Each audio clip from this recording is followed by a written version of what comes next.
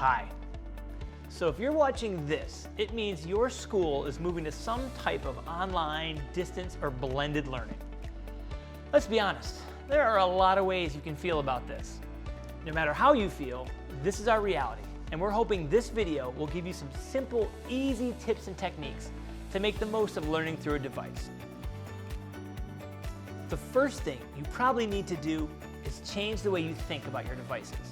We know you already have a pretty strong relationship with them.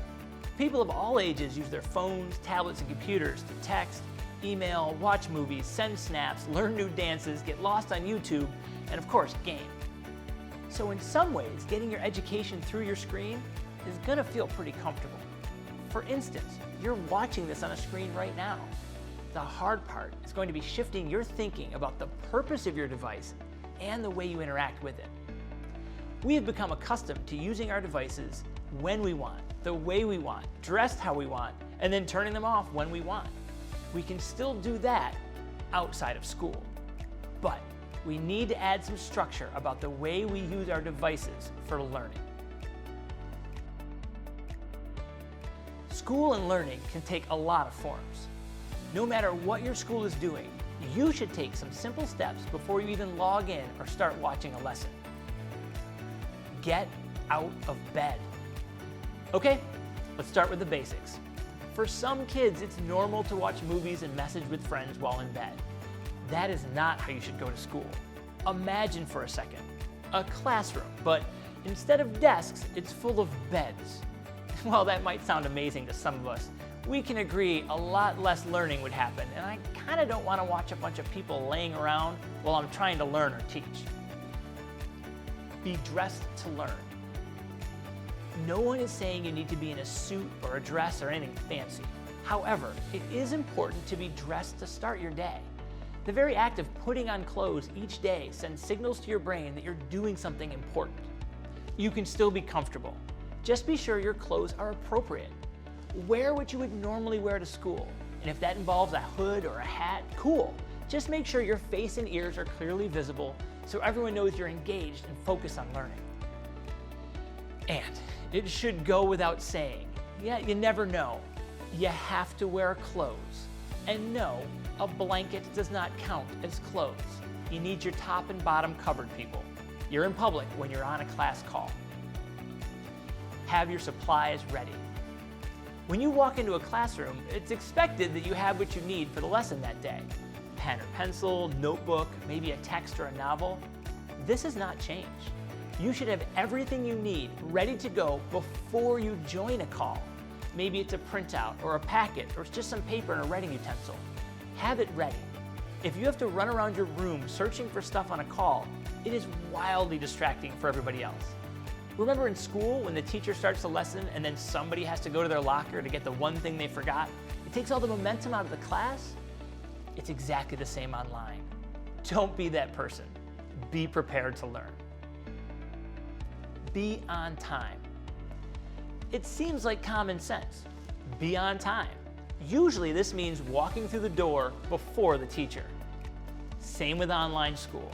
It's important to be on the call when it starts, or even before, because as distracting as it is to have a person walk into a room during a lesson, it's even more distracting on a class call when people are popping in and out after the instruction has begun. So being on time means having your device charged and ready to go before class starts. It means having your charging cord handy and a working outlet nearby. It means having the link pulled up, not frantically searching through all those emails or class website figuring out where to click. So if a class starts at 9 a.m., you should log on and be on the call by about 8:55. This gives you enough time to navigate any technical difficulties or delays that are a regular part of digital learning spaces.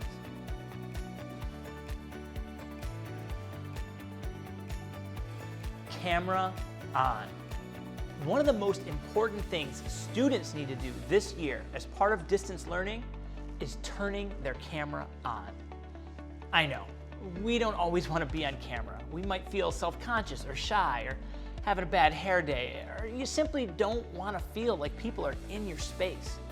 This is all valid, and trust me, I get it. I've been having a no hair day for 25 years. I dream of a bad hair day. But fact remains, turning on the camera is how we show up to class now. Unless your teacher can see you throughout the lesson, they can't take attendance, let alone connect with you and support you from a distance. And let's be real, showing up to class but not having your camera on is a bit awkward. It's the equivalent of coming to class but spending the whole time behind a bookcase or under a desk. So don't lurk. Turn on your camera and make sure we can see you clearly.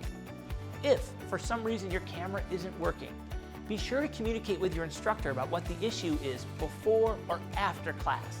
Let them know you're there and make arrangements to get the issue remedied. In some cases, your teacher can help you with tech difficulties. Background check. Now that your camera is on, you should be sure to have a background that works for you and for school. So what do I mean by this? Well, you want to be sure that whatever is visible on your screen is appropriate, is not distracting, and it respects your privacy. This means picking a spot somewhere in your house or apartment where you can sit up. Put the device on a stand or a table, or even some books so it's steady, and comfortably sit and learn. This is not the floor. If you have the device on the floor and you sit on the floor, at best the camera is shooting up your nose. At worst, it's aimed at your belly button. Nobody wants to see that at school. Once you find a spot, check out what is behind it. Ideally, it's a blank wall. Sometimes you can angle yourself so you're sitting in the corner with the camera facing towards the angles of the two walls meeting. If you really want to get fancy, you can hang a towel or a sheet up behind you. Simply tape up some fabric or hang it on a few nails. Get creative. It gives you some privacy. It blocks out unwanted sounds, and no one can see if you cleaned up your room or what embarrassing poster you still have up at your house. The last tip is, put your main light source facing you, not behind you. This is especially true of windows. Don't sit with your back to a window if you can help it. The light will wash you out, and you'll look like a creepy dream sequence. Those same towels and sheets can come in handy as impromptu curtains if you need to block out all that light. Now we need to talk about mute. The right move when you enter a call is to stay on mute. If the teacher greets you, then turn on your mic, say hi, and then turn the mic off. Think of it in terms of your traditional classroom. When just a few people start talking at the same time, it's chaos. Nobody learns, and it gets pretty stressful for everyone. You might be excited to see someone or really want to comment. However, just like in a classroom, we can't all just say what's ever on our mind at any given time, no matter how clever you think your comment is. Because if everyone talks at once in a digital call, it's a mess. So, we have to learn some new skills. I'm talking about hand signals. There are 3 clear hand signals we want you to use this year to make the calls go more smoothly. Using these will make online learning easier and less stressful for everyone. You know when someone starts to talk on a call, but they're on mute and they don't know it? This isn't a big deal. It happens all the time. The issue is when 25 other people start yelling, "You're on mute!" And that one kid starts giving detailed instructions about where the mic button is, and the kid who was trying to talk is super embarrassed and they can't talk because everyone's sharing their favorite keyboard shortcuts related to mute. Yeah, that's not okay. It's awkward and it takes away from the learning. So, to make sure that doesn't happen, we have a hand signal. Put your hand up to your ear, palm towards the camera, and lean in. Just like this. They'll look up and notice, and then they'll correct the situation. No big scene is needed. The teacher may verbally remind them, and that's their job, so it's okay. Let's go ahead and practice that gesture right now. Nice.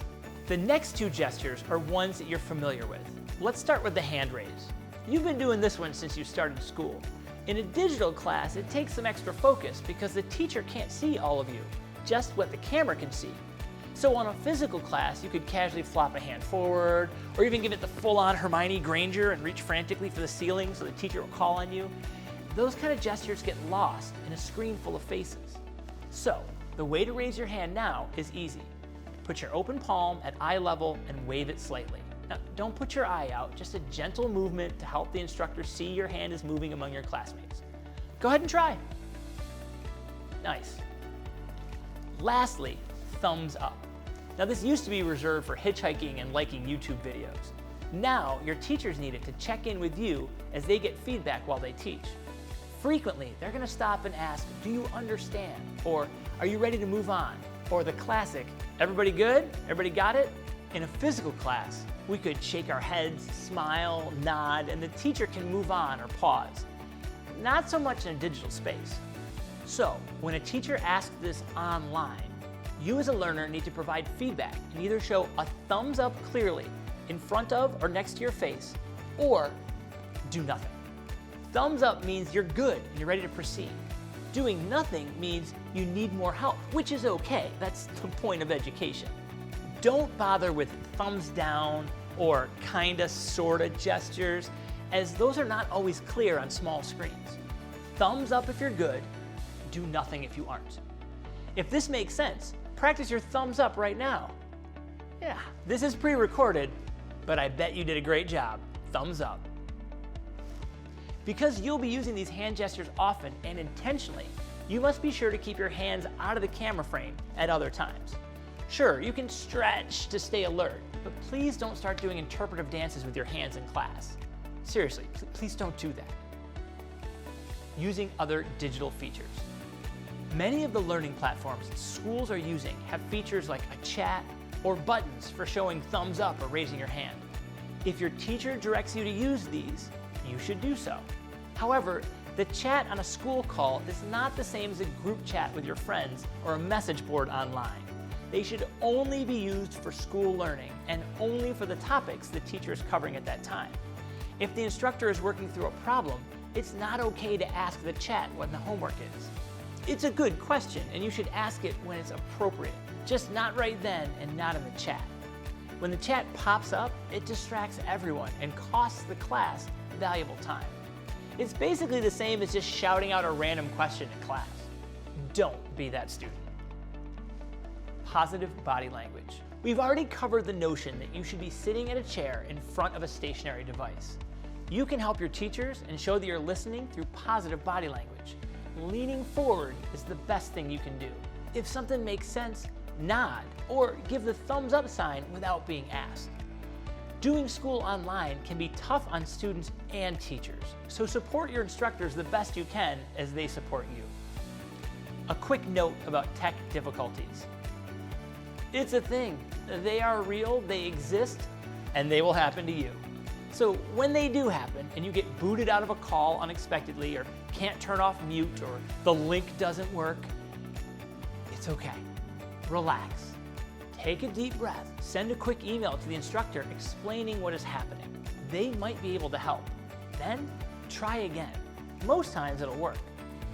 If you're coming into the call late, just turn on mute and jump into the learning. You can explain at the end of the call what happened so your teacher knows. It's the equivalent of your locker being jammed, frustrating, annoying, and at the end of the day, not really that big of a deal at all. Managing distractions. Both in a physical classroom and a virtual one, every student has to fight against distractions. In a classroom full of people, it's easy to get distracted by others. Yet, you have a teacher right there to help you stay focused. With distance learning, however, it's harder to be distracted by others, but without a teacher in the room, it's way easier to distract yourself. You need to take steps to reduce distractions and create habits that will help you stay focused. When you're using your device for school, it should be the only thing you are using it for at that time. This means you don't have other tabs open unless directed by the teacher. Maybe you're looking at an assignment or typing notes. That's great. However, gaming, side chats with others, streaming content, shopping, that is not okay. It distracts from your learning and puts added stress on your device and your internet connection, which can cause disconnections and low quality. Similarly, you should only have one device going at a time. No video chats with a friend or watching a show on your phone or tablet while on a laptop for class or vice versa. Your focus should be in one place at a time. And again, you don't want to strain your internet connections. It's an excellent idea to have your phone and other devices you don't need for school in another room, or at least out of reach, so you aren't tempted to engage with them. I know. This means putting your phone down. It's okay. I have faith in you. You can do it. Wait until snack time. There's a good reason most classrooms don't allow eating during class. It is messy and distracting. Now that you're home, you can eat when you want. That doesn't mean you should eat during class. In fact, don't. In most cases, you know when your class is, so eat before or simply wait. When you eat, you distract yourself and are very distracting to others on the call. Imagine teachers thinking you're raising your hand, but in reality, you're jamming some leftover pizza in your mouth. Don't. Plus, instead of making a mess at your desk, you're now dripping sauce and crumbs onto an expensive device, which is now your link to school and probably social life and movies, and you get it. No bowl of cereal is worth the price of your tech, so don't risk it. No eating on calls. One of the biggest distractions we noticed when we first moved to distance learning was that everyone brought their pets. No joke, I had kids bring dogs, cats, snakes, lizards, and in one case, a duck. And in another, a dozen baby chickens. Seriously, like a whole flock. Now they were cute, but we didn't get much school done that day. So as much as we love our animals, they don't come to school with you. They are, again, a distraction for everyone. Can you just up and bring your pet to an actual school to hang out with you? Nope, you can't. So don't bring your pets to online school. In business, they say location, location, location. Where something is can impact its success. This is the same for school. Why do you think teachers spend so much time on seating charts? And think back to different classrooms and seats. Be honest, you know you learned better in some locations than others because of a variety of factors. Well, now it's on you to position yourself to succeed. You'll have to work with what you've got.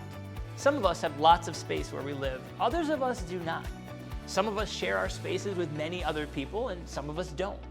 What you want to do is create a space where you can focus, control the background, remember what we said earlier, and hopefully not be disturbed. You want to be sitting up with your device stable and with enough light so your classmates can see you.